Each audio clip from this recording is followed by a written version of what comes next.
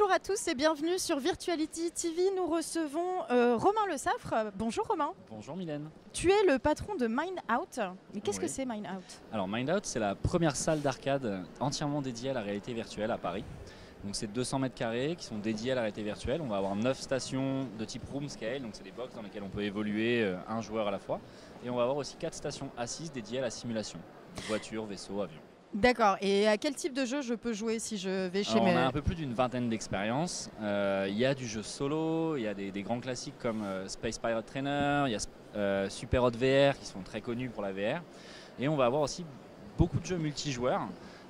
Smashbox Arena, Rec Room. Donc ça veut dire qu'en fait je Dead peux Boy. venir avec mes amis Ouais, et complètement, on ouais. peut jouer ensemble à un jeu de réalité virtuelle. Exactement. D'accord. Ouais, se on peut cogne jouer pas. jusqu'à... Mais non, chacun est dans son box. Chacun est dans son box. On se retrouve dans le jeu.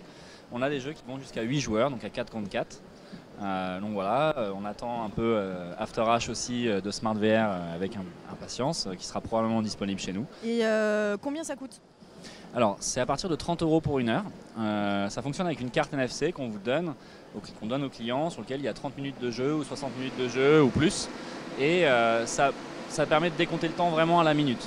Ensuite, on a aussi une offre de groupe pour 4 personnes qui viennent jouer pendant une heure, c'est 100 €, donc ça fait 25 € par personne. D'accord. Et on a aussi un abonnement qui permet en fait à partir de 30 € par mois, Pour les fans.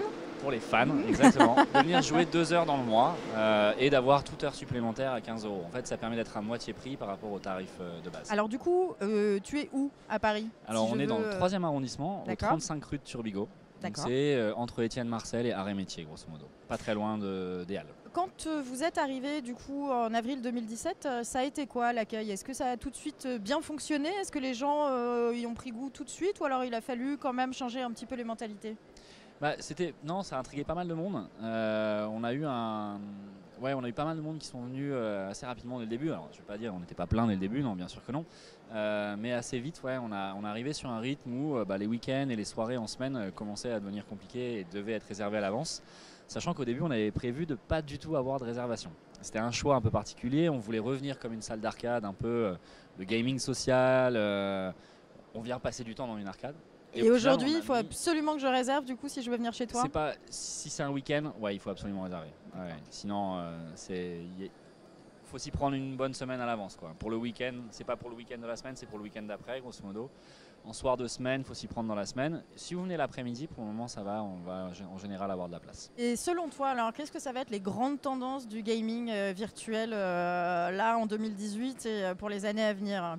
Je pense que c'est difficile à dire parce que c'est encore un peu tôt, hein. Finalement, le gaming VR, c'est assez jeune encore. Ça fait 2 ans qu'il y a beaucoup de studios qui se mettent à développer dedans. Tout le monde est en train de chercher quelles sont les bonnes façons de faire, les bons designs d'interface, etc. Je suis assez convaincu que l'e-sport VR va devenir assez important. Aujourd'hui, on a encore peu de gens qui sont équipés chez eux, mais ça va grandir. Et du coup, les gens vont pouvoir de plus en plus pratiquer un jeu un peu compétitif comme After H ou comme pour le moment il y a 2 ligues qui existent qui sont The Unspoken et Echo Arena, et pour le moment il n'y a que des gens qui ont déjà le casque qui peuvent s'entraîner et voilà, et s'y mettre un peu. Donc voilà, après moi je suis convaincu que l'e-sport en général aujourd'hui est en train de grandir. On voit que ça remplit des Zéniths, ça remplit des Bercy, ça remplit des salles entières en Europe de l'Est, etc. Et ça continuera, et l'e-sport VR va devenir une nouvelle discipline en parallèle de ça, qui ne va pas effacer du tout l'e-sport existant, au contraire, mais qui va grandir avec.